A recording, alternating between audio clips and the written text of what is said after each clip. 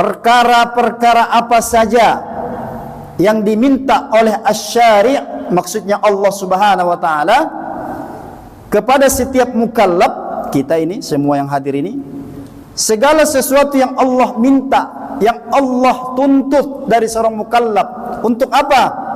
Untuk menjauhinya. Dan perintah itu, larangan itu alal hatmi wal ilzam, tegas. Jadi kalau mandub kemarin tuh ghairu ilzam, enggak terlalu tegas. Kalau haram ini udah iljam, tegas, jelas larangannya. Terus bagaimana? Wa yusabu tarikuhu imtisalan. Orang-orang yang mampu menghindar, menjauh yang haram ini karena Allah, wa yusabu, langsung mendapatkan pahala dari Allah Subhanahu wa taala.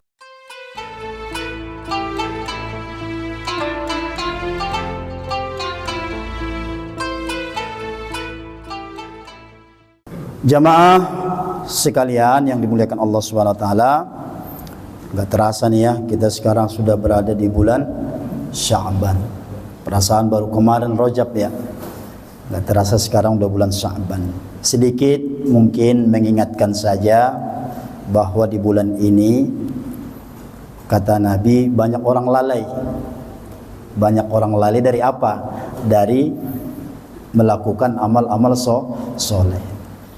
Padahal bulan Sya'ban ini sebenarnya sangat menentukan. Kenapa? Karena di bulan ini turfahu bihil a'mal.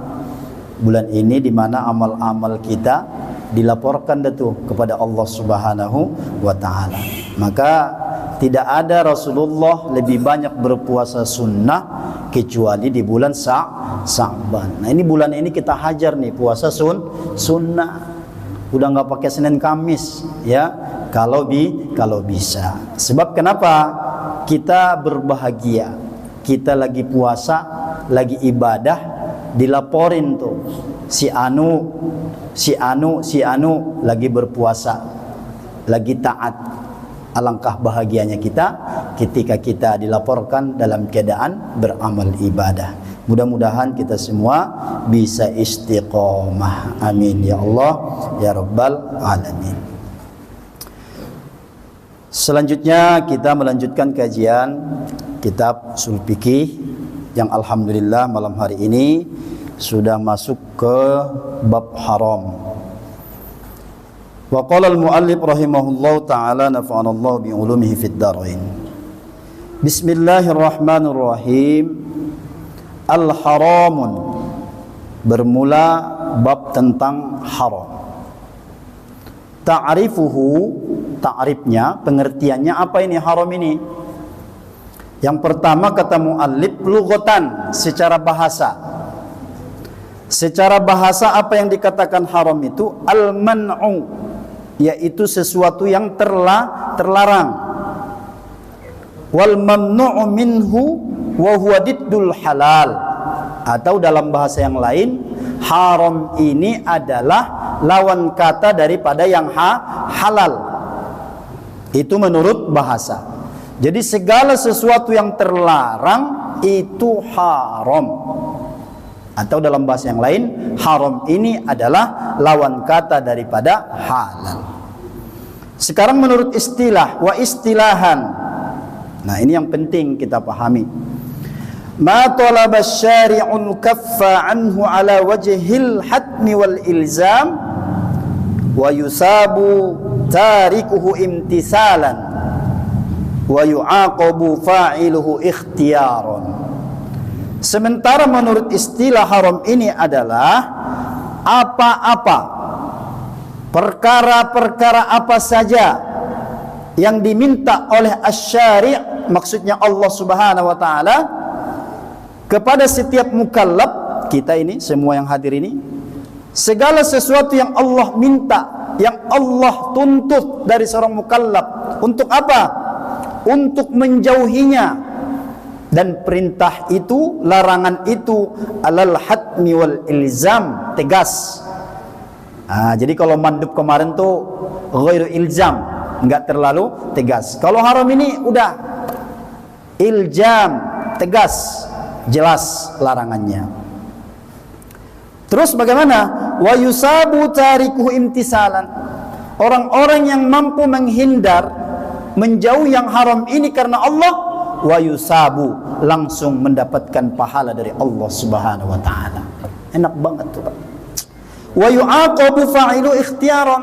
Tapi kalau seorang mukallaf, seorang muslim itu emang sudah tahu itu haram, dikerjain, dipilih itu haram, wa yu'aqabu, ya siap-siaplah mendapat iqab, mendapat sanksi, mendapat azab fid dunya wal akhirah. Jadi bab haram ini, Pak, beda dengan bab wajib. Lewat bab haram ini lagi-lagi Allah menunjukkan kasih sayangnya kepada kita. Betapa tidak? Coba kita lihat ya. Kalau yang haram itu, kata Allah, kalau kita bisa menghindar, ya, menghindar, langsung diberikan pahala, Pak. Contoh yang paling gampang. Saya sering memberikan contoh, lagi duduk-duduk di depan rumah. Pagi-pagi jam 7 pulang dari masjid, ada kopi, ada sarapan, lagi duduk-duduk. Mungkin kita lagi megang-megang HP.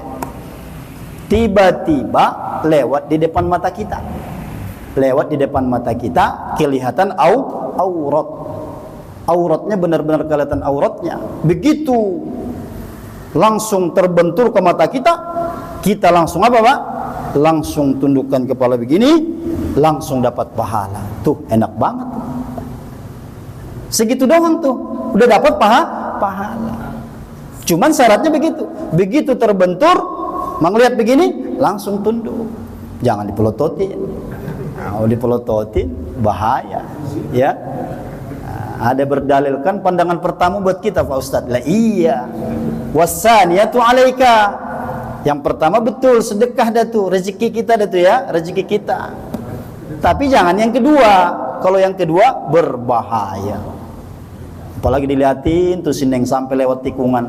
Mana nih? Waduh, itu berbahaya. Ya. Jadi segala yang haram ini kalau kita hindari langsung mendapatkan pahala. Di meja Bapak, tiba-tiba Bapak ini ada punya posisi di kantor. Ada amplop, kira-kira uang isinya sekitar ya 50 juta lah tebalnya. Bapak tidak tahu itu duit siapa, tapi sudah menduga ini akan mengarah kepada sogok menyogok datu. Ya, langsung ditepis tanpa kompromi, langsung mendapatkan pahala. Masya Allah. Jadi haram ini nggak perlu syarat, selayaknya seperti wajib. Kalau wajib kan ada syaratnya. Kalau perbuatan amal soleh nanti baru berbuah pahala, kudu ada syaratnya. Minimal 3. 1, iman, melakukan sesuatu berdasarkan iman. Yang kedua, mengerjakan itu mukhlisina lahuddin, harus ikhlas. Yang ketiga, ittiba'ur rasul, harus lewat contoh Rasulullah baru dapat pahala, Pak. Kalau yang wajib, 1 aja syaratnya nggak terpenuhi, nggak jadi pahala. Kalau haram nggak pakai itu, ya, nggak pakai. Cuman memang kebalikannya juga, kalau haram juga kita jangan berargumen. Kan saya nggak ikhlas, Pak Ustadz, korupsi, nggak begitu. Ya, begitu melakukan dosa langsung dicatat. Tapi kalau baru cuma niat doang, belum dicatat. Tapi begitu dikerjakan baru dicatat. Nah, itu bedanya di situ. Nah, ini bentuk-bentuknya banyak sekali ya, haram ini. Mungkin kalau di majelis yang mulia ini kurang, ya, waktunya kurang juga, kemudian juga kurang efektif, ya.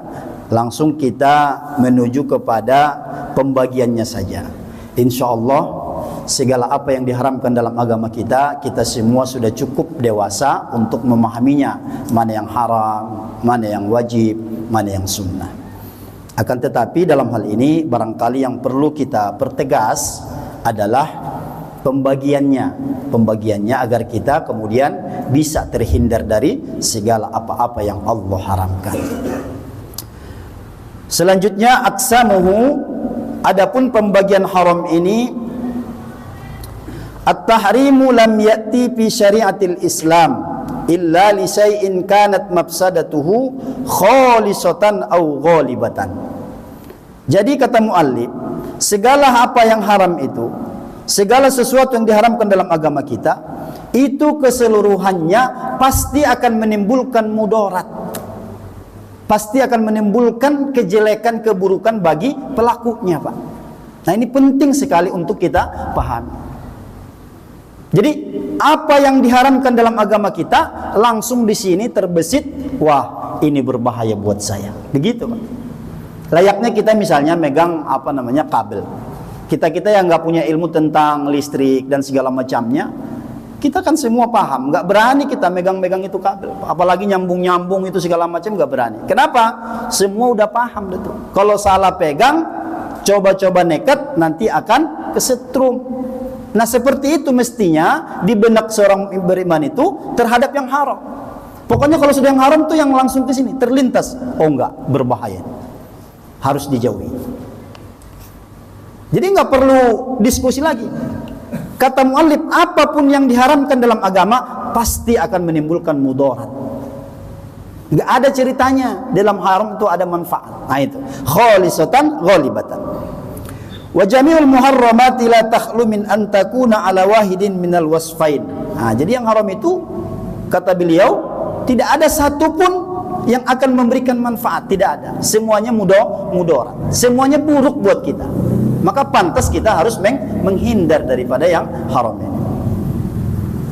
Wa hadhihi qaidatun azimatun fil fiqh. Ini akidah yang sudah masyhur di kalangan fuqaha, bahwa ketika mereka para ulama ini membahas tentang bab haram, mereka selalu menitik beratkan pada resiko atau konsekuensi daripada keharaman-keharaman tersebut. Apalagi kalau misalnya gini, Pak, saya pernah baca satu kitab kecil tipis, itu namanya Wasiyatul Mustafa. Itu di situ isinya semua tentang nasihat Nabi kepada Ali karramallahu wajhah, tapi tentu ya kepada kita. Di situ beliau sampaikan Rasulullah begini. Nah, ini mudah-mudahan menjadi renungan kepada kita. Apa kata Rasulullah? Man akalal harama. Ya Ali, man akalal harama. Wahai Ali, siapa yang makan yang haram, apa yang terjadi kepada orang itu? Satu, mata qalbahu, mati hatinya, Pak. Orang kalau banyak makan haram, dampaknya yang pertama kata Rasulullah, mata qalbahu, hatinya mati, Pak. Hati di sini bukan hati organ kita yang sebelah kanan, tapi hati di sini adalah yang oleh Rasulullah, ala fil jasadil mudghah, ya. Ada segumpal daging yang kalau itu baik, semuanya baik kata Nabi. Itu yang maksudnya yang mati itu tuh. Gimana nggak mengerikan? Kalau seandainya itu mati, apa yang terjadi? Maka orang tersebut tidak lebih daripada seonggok, cuman badannya saja yang berbentuk manusia, tapi perbuatannya nanti sudah lari atau jauh daripada hakikat manusia yang sebenarnya. Kenapa? Karena kalau hatinya sudah mati, berarti yang menjadi komandan, kan kita ini komandannya kan hati. Ala fil jasadil mudghah, ija solahal jasadu solah jasada kullu. Kalau itu baik, maka baik semua. Nah, sementara kalau kita makan yang haram, kata Rasulullah, itu mati, Pak. Kalau mati terus siapa yang memerintahkan diri kita ini? Maka komandan diambil panglima oleh hawa nafsu. Jadi orang itu berbuat dalam kehidupan sehari-harinya tidak lagi ditunjuki oleh hati tadi. Kenapa? Karena sudah mati, nggak terpancar cahaya. Terus siapa lagi yang mengendalikan dia? Hawa nafsu. Maka nggak usah heran kalau misalnya melihat orang nih KTP Islam, Pak, KTP Islam, tapi nggak ada sense, nggak ada lagi rasa misalnya tetangganya ya sudah ketahuan jelas susah bukan berarti susah dibikin susah, enggak, memang benar-benar susah, makan aja susah. Orang yang sudah mati hatinya nggak peduli, Pak. Bahkan dia lewat di situ pakai mobil mewah, enggak risih dia. Kenapa? Hatinya sudah mati. Nauzubillah wal yauzubillah min dzalik. Maka ini hati-hati.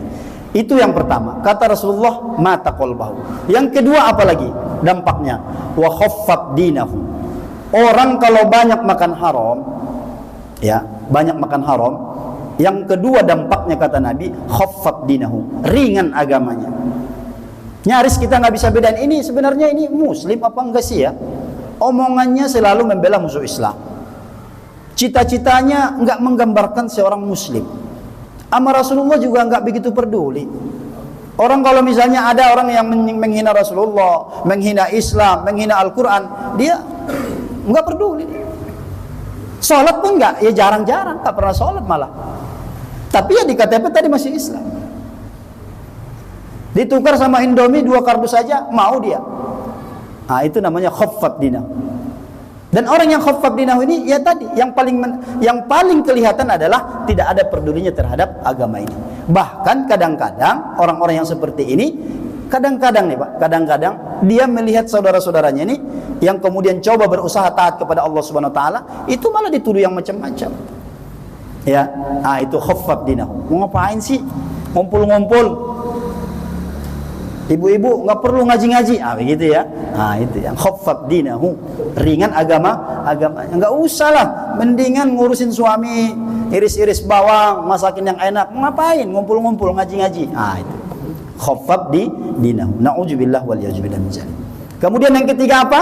Dampaknya kalau kita banyak makan haram, kata Rasulullah, mata qalbahu khaffaf dinahu. Yang ketiga, wa dha'fa yaqinahu, ringan keyakinannya, lemah. Dia nggak bisa bersandar kepada Allah Subhanahu wa taala. Apalagi kalau kita berbicara konteks iman, seluruhnya dibingkai dalam bentuk yang ghaib. Mana ini? Surga nggak kelihatan, neraka nggak kelihatan, hari kiamat mana? Nggak ada. Siksa kubur mana? Belum ada yang pulang dari kubur, belum ada yang cerita tuh. Lemah. Dan dia bersandar kepada materi, bersandar kepada hawa nafsunya, bersandar kepada pikirannya. Dia jauh lebih yakin kepada pikirannya daripada janji-janji Allah dalam Al-Quran. Wa dha'fa yaqinahu. Na'udzubillah. Orang kalau sudah model begini Pak, udah nggak mungkin dia bisa linear, nggak mungkin lagi dia bisa menelusuri jalan yang dicontohkan Rasulullah. Nggak bisa. Karena memang dalam agama kita ini, kalau sudah bicara tentang pahala, bicara tentang balasan, emang di dunia ini sebenarnya Bapak-Bapak sekalian, kita nggak menemukan balasan yang sebenarnya. Orang itu nanti mendapatkan balasan nanti kalau sudah di hari kiamat, namanya juga darul jaza, hari pembalasan. Kalau di sini apa? Darul bala wa darul musibah. Di dunia ini adalah tempat kita mendapat ujian, tempat kita beribadah. Jadi keliru besar kalau misalnya kita melakukan amal soleh terus ngarep nih, kayak sedekah yang sering saya contohin, ya pasti kecewa. Kalau misalnya ada kita merasa balasan, itu mah kalau balasannya berupa kebaikan, baru DP itu mah ya, baru DP. Balasan yang sebenarnya nanti di hari kiamat. Wa dha'fa yaqinuhu, lemah keyakinannya. Jadi kalau orang yang lemah keyakinannya ini, Al-Quran menggambarkan bagaikan sarang laba-laba. Sarang laba-laba bagaimana sih? Ya, kalau kita bersandar ke sarang laba-laba, apa yang terjadi? Na'udzubillah wal ya'udzubillah min dzalik. Kenapa orang beriman itu dikatakan kuat? Karena mereka sandarannya kuat. Allah yang maha kaya, nggak pernah miskin Allah. Makanya orang yang bersandar kepada Allah selama-lamanya akan merasa kaya. Orang yang bersandar kepada Allah sebagai pelindung, pendukung yang bikin dia, selama-lamanya dia akan nyaman. Kemanapun dia pergi nggak merasa takut. Tapi orang kalau yang bersandar kepada membikin, misalnya dia punya saudara polisi, tentara, ya tentara, polisi, pejabat dan segala macamnya ada waktunya Pak, pasti akan berakhir. Tapi kalau bersandar kepada Allah, abadan abada. Makanya orang beriman itu sekali lagi kuat pribadi. No galau. Begitu kalau orang beriman itu. Nggak mengenal galau. Terus apa lagi? Kalau kita makan banyak yang haram, kata Rasulullah, mata qalbahu wa khaffaf dinahu wa dha'fa yaqinahu. Ini juga yang paling mengerikan nih. Yang keempat, wallahu la ya'zibu da'watahu. Ini yang paling merugi kita ini, Pak. Apa ini? Orang kalau banyak makan yang haram di dalam tubuhnya, apa yang terjadi? Dia berdoa kepada Allah, ya Allah ya Rahman, berikanlah saya keluarga yang sakinah, anak-anakku anak yang soleh dan soleha ya Allah. Sampai doer bibir kita tiap hari tiap malam sujud berdoa kepada Allah, tapi semua doa tertolak. Kenapa? Karena kita membawa doa itu dengan badan yang dialiri darah dari berasal yang haram, pakaian kita beli dari uang yang haram, sejadah semuanya kita beli dari yang haram. Lalu kita munajatkan kepada Allah yang Maha Suci, ya enggak nyambung. Makanya zaman dulu itu ini prioritas utama. Kita masih ingatlah Al-Imam Asy-Syafi'i, bagaimana orang tua beliau itu, cuman baru sekarang kita baru mengerti gitu ya.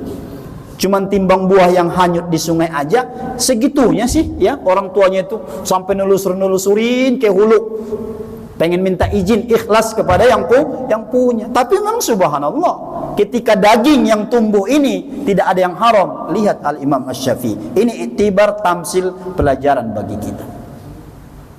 Nah ini mungkin ya, kalau kita ini udah terlanjur, ya sudahlah, kita mohon ampun kepada Allah sebanyak-banyaknya. Kalau yang berkaitan dengan hukukul adami, kita kembalikan. Kalau itu bentuk utang, kalau ada yang kita pernah zalimi, ya kita balikan. Kalau belum ada kemampuan, kita temuin orangnya. Itu yang bisa kita lakukan. Cuman yang ingin Al-Faqir sampaikan malam hari ini adalah jangan kita libatkan orang yang korban lain lagi, terutama darah daging kita, anak-anak kita. Biar dia makan apa adanya, biar dia pakaian apa adanya, biar dia nggak punya handphone, biar dia nggak punya motor, biar dia sekolahnya biasa-biasa saja, tapi steril dari hal-hal yang haram. Daripada kasih handphone, kasih motor, ada yang dikasih mobil, bajunya mahal-mahal, Masya Allah, sekolahnya puluhan juta, tapi semua bersumber dari yang haram. Tidak ada kebahagiaan dari anak yang tumbuh dari barang-barang yang haram. Emang nggak langsung Pak.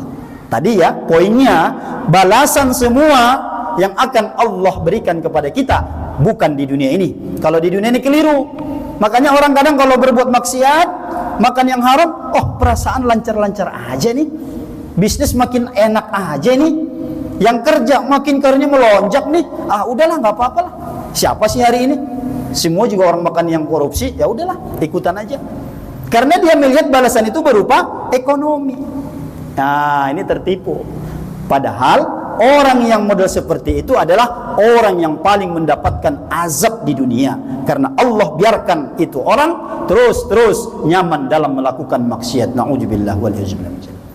Jadi enggak diterima doa-doanya yang tumbuh daging yang haram.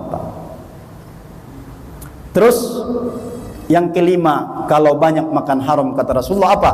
Wa qallat ibadatahu. Ya ini pasti dah nih ya, sedikit ibadahnya ya. Di masjid timbang cuma 15 menit gelisah bawaannya. Gelisah.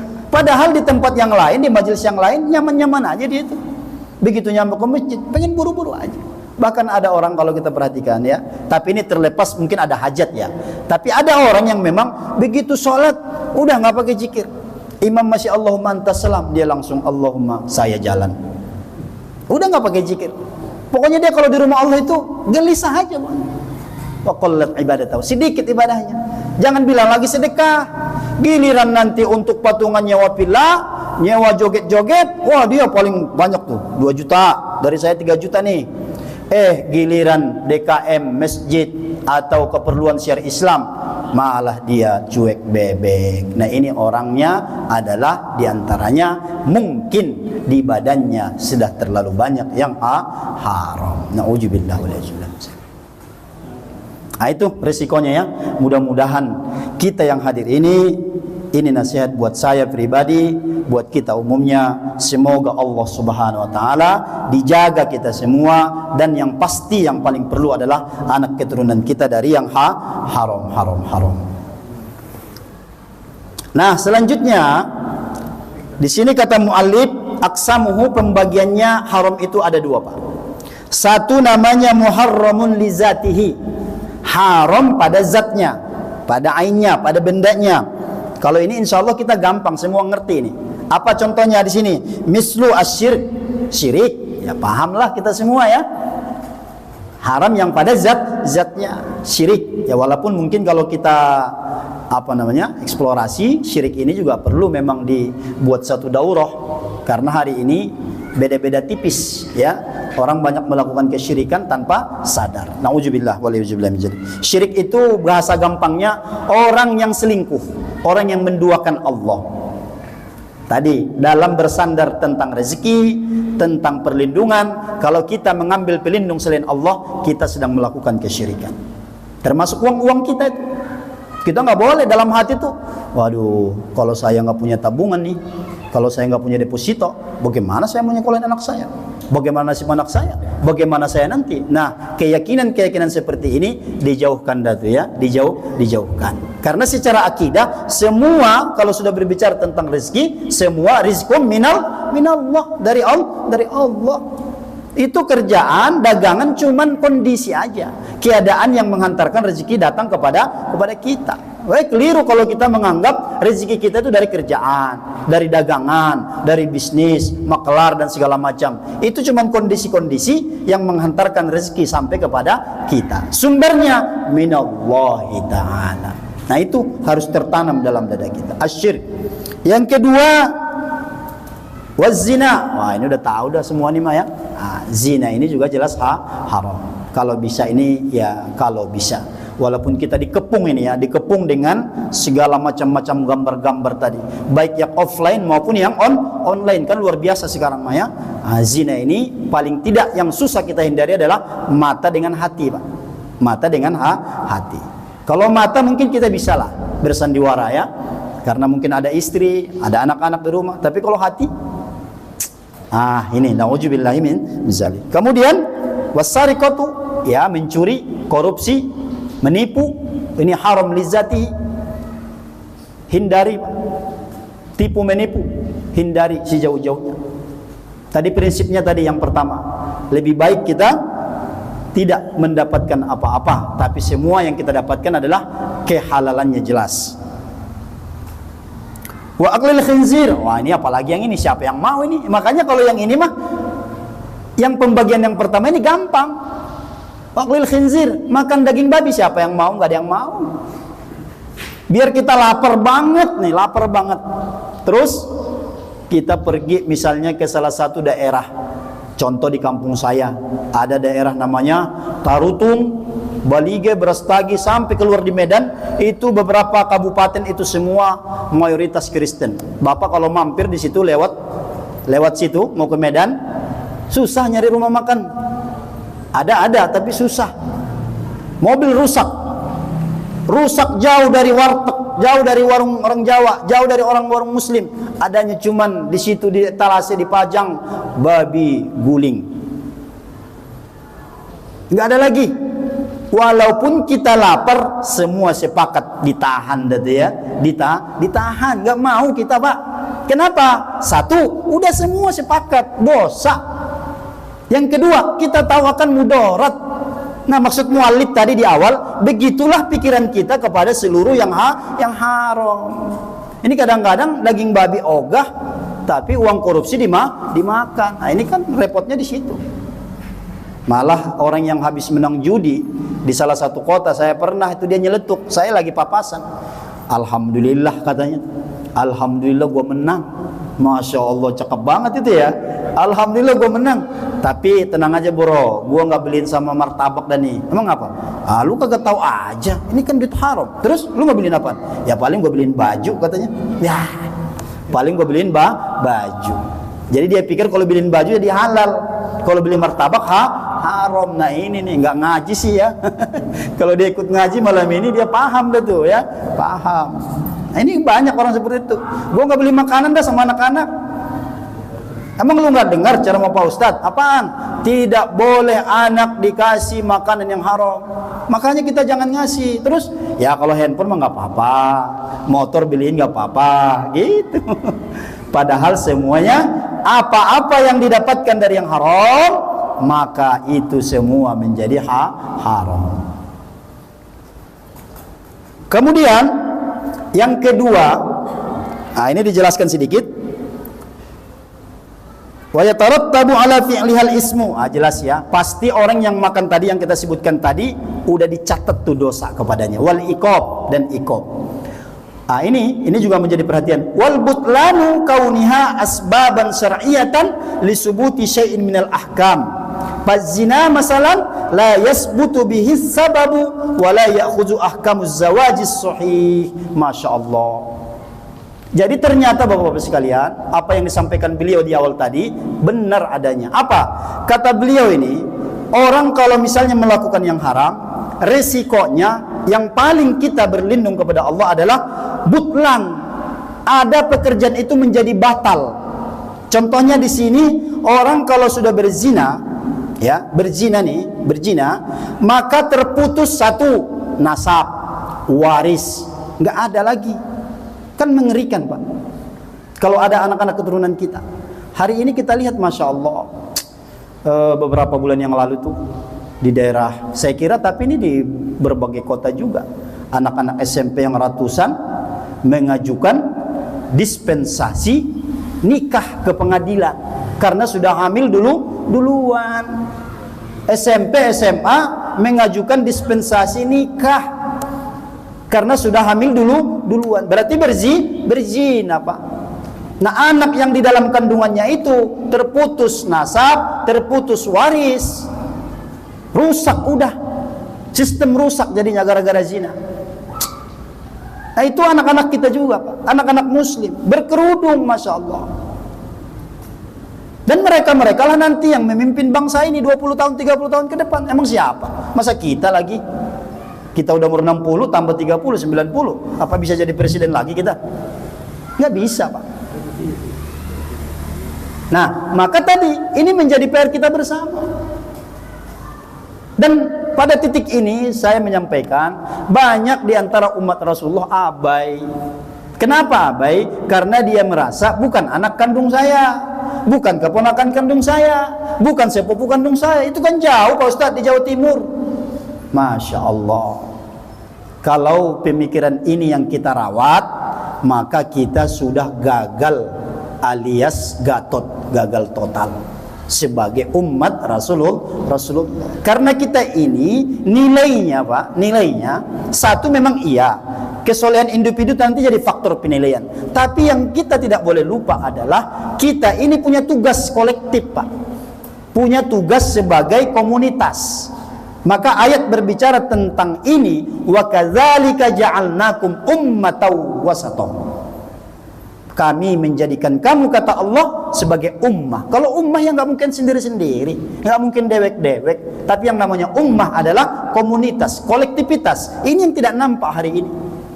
Semua serba cuek, semua serba abai. Saya sering menyampaikan, kadang kita menangis, kadang di depan rumah kita orang misalnya nanti anak-anak kita pacaran, mohon maaf ciuman, kita cuek bebek aja, nggak ada satu upaya pun untuk melakukan penindakan agar kemudian tidak terjadi dan menjalar hal-hal seperti ini. Dan survei itu ada terjadi di mana-mana, ada yang 300, ada yang 400 sudah hamil duluan. Nah, itu nanti akan lahir pula generasi-generasi yang dilahirkan dari proses yang haram. Itulah yang nanti memimpin bangsa ini. Itulah nanti yang meneruskan estafet dakwah ini. Bagaimana judulnya? Maka sekali lagi, di awal tadi mu'alif sudah memberitahu kepada kita, kalau sudah judulnya haram, seram, Pak, seram. Begitu, harus seram. Tidak ada kompromi sih harusnya, ya, kalau yang sudah haram. Kenapa? Karena dampaknya pasti buruk kepada yang melakukan. Dan tidak hanya kepada yang melakukan, nanti akan menjalar kepada kita sebagai kolektif. Karena kita diciptakan Allah sebagai umat Rasulullah, hidup di dunia ini, prestasi kita nanti dihitung yang terbaik adalah saat kita mampu berperan ketika kita nanti di komunitas. Bukan soleh individu. Kalau nyari orang yang soleh individu sekarang ini pejam mata, ketemu langsung. Nggak usah capek-capek. Tapi kalau kita bicara tentang di mana masyarakat, mungkin mudah-mudahan Dian Asrin yang menjadi contoh, ya. Mudah-mudahan, ya kan? Kita berdoa kepada Allah. Apa? Kalau zaman dulu, Pak, kalau orang datang ke Madinah nih, waktu zaman Rasulullah hidup, itu orang langsung masuk Islam, Pak. Kenapa? Melihat masyarakatnya, kejujuran, keadilan, tepat waktu, janji, Masya Allah. Enggak perlu didakwahin, dia cuma mengamati masyarakat di Madinah ketika itu masuk Islam dia, Pak.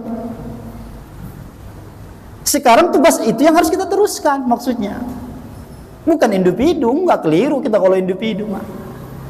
Tapi kalau Dian Asri misalnya, orang datang ke sini studi banding, waduh gimana ya Dian Asri, walaupun misalnya orangnya tidak terlalu banyak, tapi Masya Allah semua nggak ada fakir miskin di situ.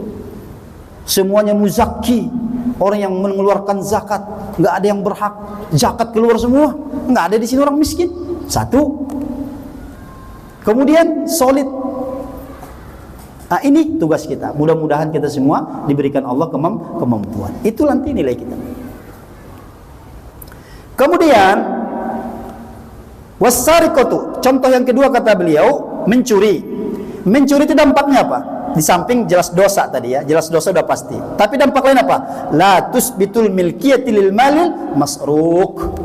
Orang kalau misalnya punya harta Pak hari ini, tapi harta itu hasil korupsi, dalam pandangan Islam itu mobil, itu rumah, itu aset, dalam pandangan Islam bukan milik dia, bukan kepemilikan. Kenapa? Putus. Karena dia dapatkan dari mencuri, korupsi, menipu. Masya Allah, mengerikan ya. Jadi oleh karena itu, inilah menjadi renungan kepada kita. Ya, mendingan kita hidup apa adanya. Kalau kita membahas tentang bab qada dan qadar itu sebenarnya tuntas di situ ya. Nah, jadi manusia ini kenapa menggebu-gebu? Karena tadi dia coba-coba mengambil peran Allah. Kata dia, Allah kayak nggak tahu aja nih, gue butuh lagi mobil, gue lagi mau nikahin anak. Udah dah, sikat kiri, sikat kanan. Nah, pakai cara-cara sendiri. Yang kedua, nah ini yang cukup penting juga ya. Mudah-mudahan masih cukup waktunya. Yang kedua kata muallif, haram itu muharramun li ghairihi. Haram li ghairihi. Ya, haram li ghairihi ini apa ini? Ini coba kita perhatikan. Muharramun li ghairihi ini satu, huwa mubahun fil asli. Asalnya mubah. Asalnya mubah. Au masru'un, bahkan kadang-kadang disyariatkan, diwajibkan. Asalnya mubah, kadang-kadang disyariatkan. Li khuluhi minal mafsadati aw rujuhani maslahatihi lakinnahu bi zarfin ma'ayyin kana sababan li fasadati rajihatin fata'tabiruhu al hurmatu fi tilkal hal mislu al bai'u wasyirra'i. Contohnya di sini adalah asalnya boleh, asalnya mubah. Contoh jual beli. Jual beli hukumnya apa Pak? Jual beli nih, kita beli ke warung, hukumnya apa dalam Islam itu? Fa innahu mubahun au masyru'un, itu hukumnya boleh-boleh saja, mubah. Terus illa, kecuali annahu yuharrimu inda sima'i nidail awwal li jum'ati, kecuali Bapak hari Jumat. Di sini saya lupa, azan berapa kali ya? 2 kali. Sudah azan yang kedua kali, khotib sudah naik mimbar, Bapak telat. Sudahlah telat, pakai mampir lagi di warung, beli rokok sama aqua gelas. Nah, khotib udah naik mimbar, azan kedua sudah dikumandangkan, maka transaksi itu kata mazhab Syafi'i haram. Terus kalau yang menjualnya perempuan, yang belinya laki-laki, bagaimana Pak Ustadz? Sama. Kecuali yang menjual perempuan, yang membeli perempuan baru enggak. Nah ini kalau kita lihat ini sekarang ini kan Masya Allah ya. Kalau Jumatan aja di mana-mana saya kira hampir. Saya kan tahadus bini keliling sampai ke Jakarta. Rata-rata itu udah mau naik khotib baru pada datang. Bahkan di beberapa tempat saya lihat itu udah azan pertama masih ngobrol, masih ngerokok begini, kelumpus, Masya Allah. Udah naik khotib baru dia pada datang. Malah ada yang lagi ngobrol. La haula wala quwwata.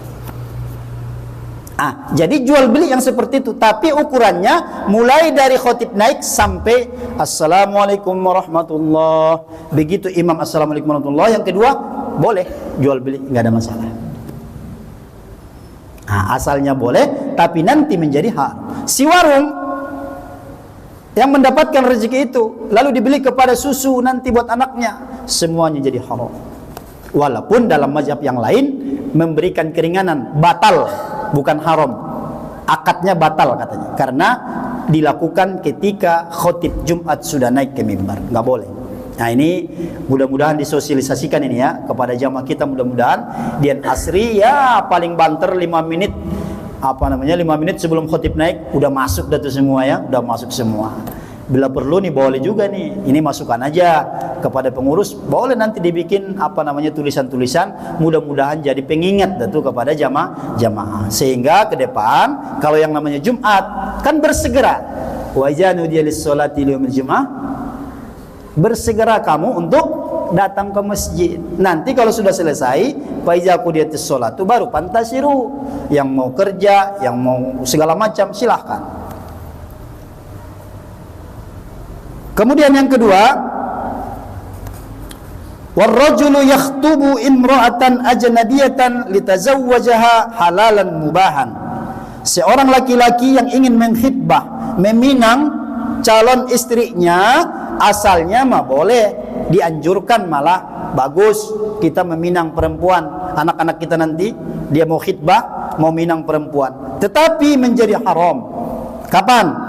Yahrumu idza alima anna musliman ghairuhu qad taqaddama li khitbatiha.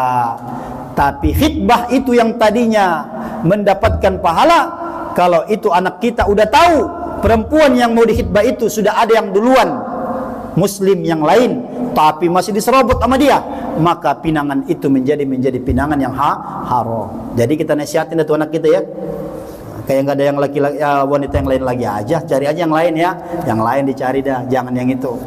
Cuman memang kadang-kadang muda ini kalau udah kesem-sem susah. Makanya ada dua orang yang nggak bisa dinasihati di dunia ini. Satu, orang yang jatuh cinta. Yang kedua itu adalah orang partai politik. Nah, itu nggak bisa nasihatin ya. Jadi orang kalau jatuh cinta udah kesem-sem. Nah, mudah-mudahan ini masih ada, tapi insya Allah mudah-mudahan cukup. Dan kita mudah-mudahan mendapatkan hikmah dan pelajaran. Intinya adalah segala yang haram, spirit semangat kita mesti menghindar sejauh-jauhnya. Wallahu a'lam bissawab. Ini yang dapat Al-Fakir sampaikan, mudah-mudahan bermanfaat. Kita tutup dengan doa kafaratul majlis. Subhanakallahumma wa bihamdika asyhadu an la ilaha illa anta astaghfiruka wa atubu ilaik. Wal afu minkum. Assalamualaikum warahmatullahi wabarakatuh.